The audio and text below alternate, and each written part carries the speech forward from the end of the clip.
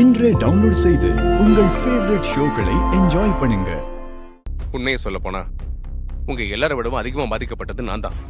சந்தேகப்பட வேண்டிய நானே துர்கா மேல முழு நம்பிக்கை வச்சு அவளுக்கு சப்போர்ட்டா இருக்கும்போது நீங்க ஏன் இப்படி பிஹேவ் பண்றீங்கன்னு எனக்கு சத்தியமா புரியல.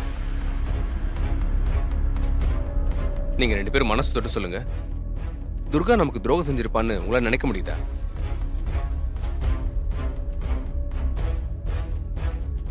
உண்மையை சொல்ல போனா நடந்த சம்பவத்தை நினைச்சு துர்கா எப்படி எல்லாம் வேதனைப்பட்டிருப்பா.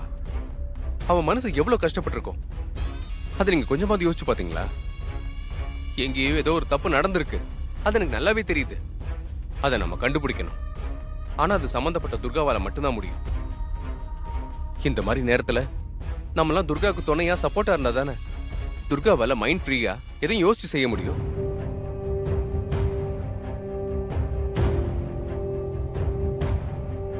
அதை விட்டுட்டு ஊர்ல இருக்கவங்க மாதிரியே நாமளும் தப்பா பேசிட்டு இருந்தா துர்காவால தாங்க முடியுமா?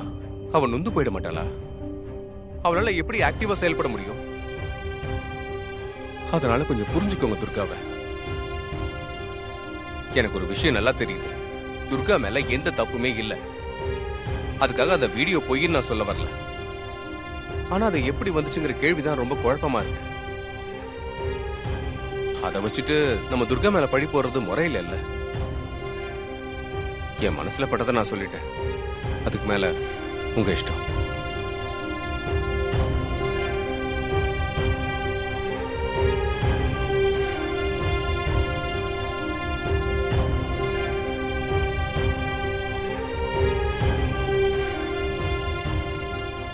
நீங்க எனக்காக பேசுறது எனக்கு ரொம்ப சந்தோஷமா இருக்கு சூர்யா. நான் காஃபி போட்டுட்டு வரேன் துர்கா. இல்ல வேண்டாம், கொஞ்ச நேரம் போகட்டும், நான் ஃப்ரெஷ் அப் ஆயிட்டு வரேன். நாங்க இருக்கோம் துர்கா, உனக்கு நீ தைரியமா இரு.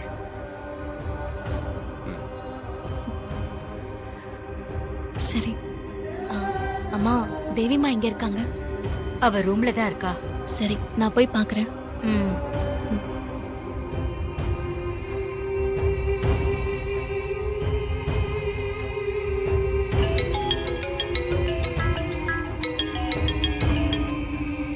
ஹலோ.